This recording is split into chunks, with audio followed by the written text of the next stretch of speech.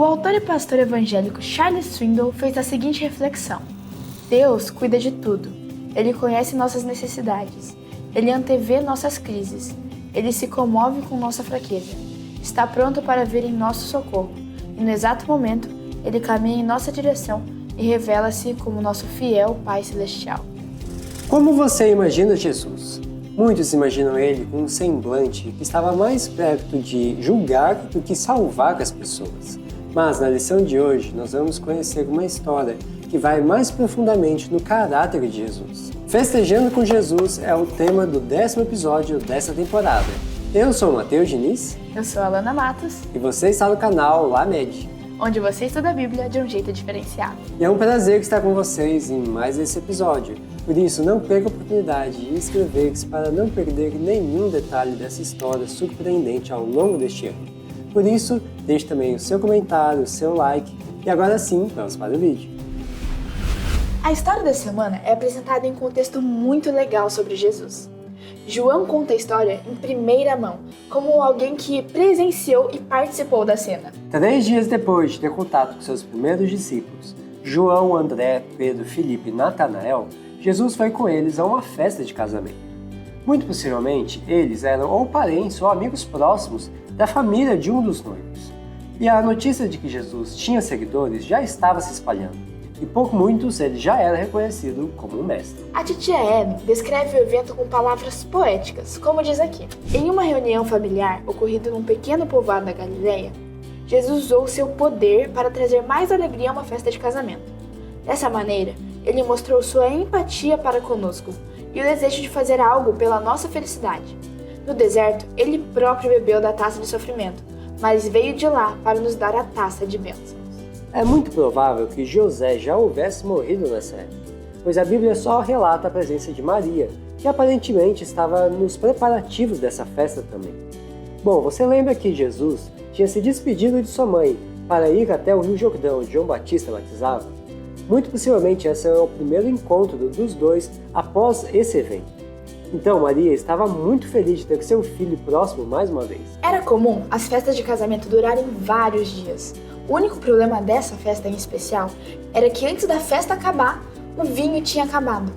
Maria, como parente dos noivos, ela ficou muito preocupada. Então ela chegou para Jesus e disse talvez baixinho: "O vinho acabou!" As palavras de Maria nada mais eram do que uma sugestão para que Jesus ajudasse e fizesse alguma coisa para suprir a necessidade dos anfitriões. A resposta de Jesus pode parecer muito estranha para a nossa cultura. Veja só o que ele respondeu: "Mulher, isso não me diz respeito. Minha hora ainda não chegou." Em vez de ficar chateada, Maria apenas disse para os empregados fazerem tudo o que Jesus mandasse. Veja o porquê disso. Essa forma de Jesus se dirigir a ela não exprimia frieza ou descortesia. Dentro dos costumes orientais, era empregada para com quem o indivíduo queria mostrar respeito. O próprio Cristo tinha dado o mandamento: "Honra teu pai e tua mãe."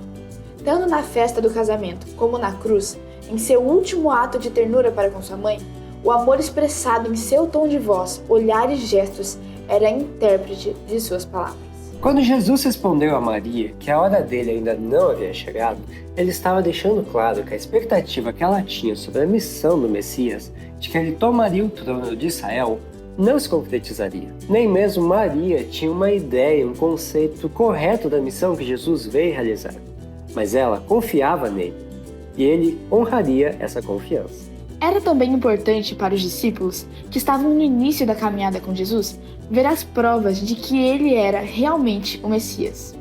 Veja o que está escrito aqui. Os primeiros milagres fortaleceram os discípulos para enfrentar a oposição. Agora, tente imaginar essa cena de Jesus se dirigindo para os 6 grandes jarros de água. Dá para usar esse erro de gravação. Dá.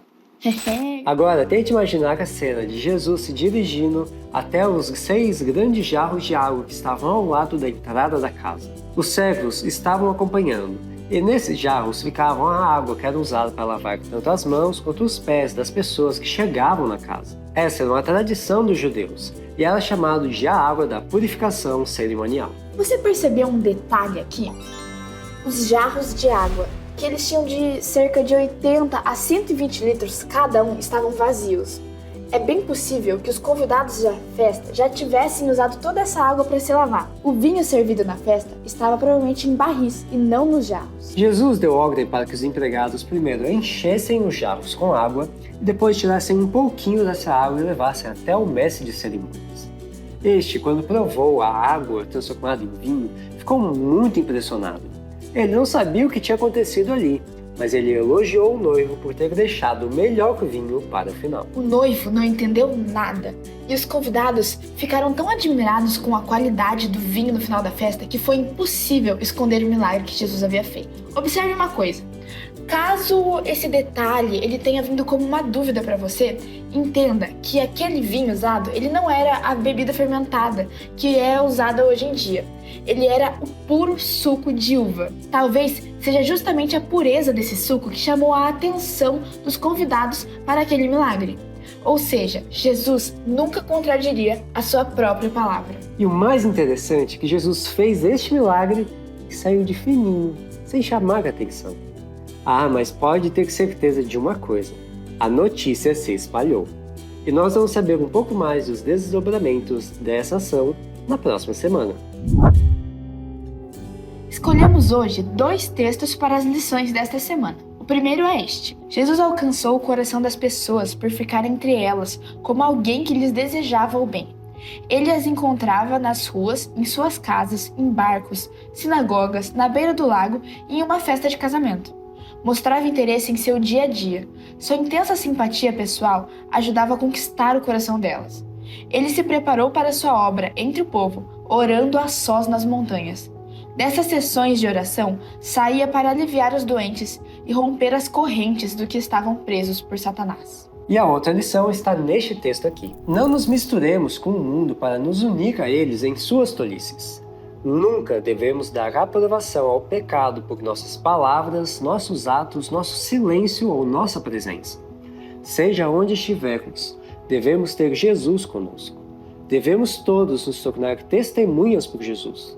Devemos fazer bom uso do poder social santificado pela graça de Cristo para conquistar outros. Que o mundo veja que desejamos que os outros participem de nossas bênçãos e privilégios e que a religião não faz de nós pessoas antipáticas ou exigentes. Todo aquele que encontrou a Cristo deve servir como ele serviu para o benefício de outros. E agora vamos para um momento muito esperado, os abraços. O primeiro abraço vai para os adolescentes da igreja de Popular Nova, da cidade de Corumbá, Mato Grosso do Sul. Um abraço também para a base Escolhidos, da cidade de Ponto Novo, Bahia. Base Estrela de Davi, da cidade de Fazenda, Rio Grande, Paraná. Para a base Fênix, da igreja de Junco, da cidade de Jacobina, Bahia. Para os adolescentes da base de Coronel Vivida, Paraná. E para a base Astro do Rei, da igreja da Cidade Nova, da cidade de Feira de Santana, Bahia. E lembrando que se você gostou do nosso vídeo, a gente convida você a curtir, comentar, compartilhar e seguir para não perder nenhum episódio. Que Deus te abençoe e até a próxima semana. Tchau, tchau!